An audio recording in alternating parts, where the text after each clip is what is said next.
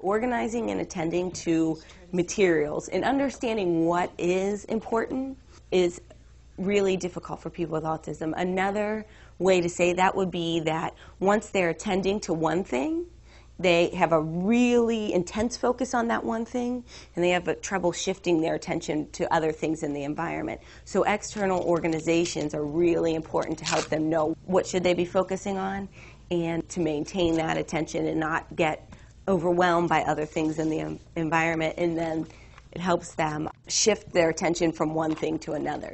A visual schedule equates to what most adults use in their daily life in terms of like a day planner. We have a list of everything we're going to do throughout the day. Well, a visual schedule can be a written schedule for a person with autism. Oftentimes for children who are younger or an adult with autism who's a non-reader, a visual schedule is each of the activities in their day represented in one picture. So for example, when the person wakes up, it might say breakfast.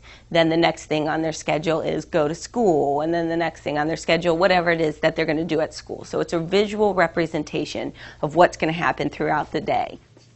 I have seen kids who are totally dependent on adult prompts become independent, moving throughout their day, learning to move from one area in a school building to another area in a school building without adult support or without support of someone else. The most important thing about visual schedules is that they have to meet the individual needs of the child.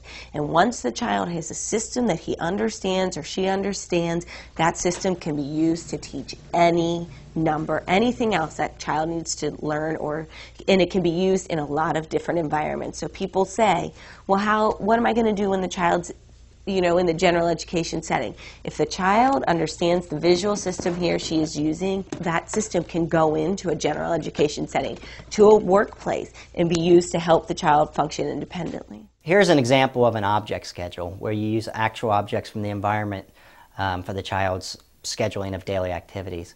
If you look through this, the child's day might look like first going to bubbles and blowing bubbles with a peer or with a therapist or teacher, progressing to a puzzle.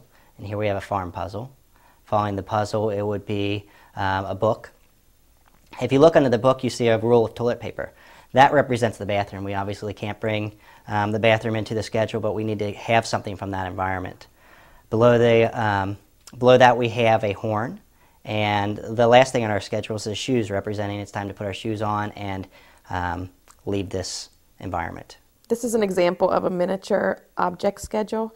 The child would take off the first item, which may be the bubbles, and match it to the area with the bubbles in the classroom or whatever environment they're in. Then the child might go to the schedule and there's the bathroom icon. So again, they're going to take that icon and match it to the bathroom.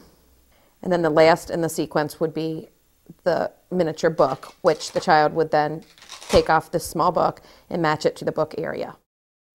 This is an example of a photograph schedule. One thing to consider when developing a photograph schedule is making sure that the photographs are not too distracting. Use a solid colored background or put it against the wall so that that object is the only thing represented in the photograph.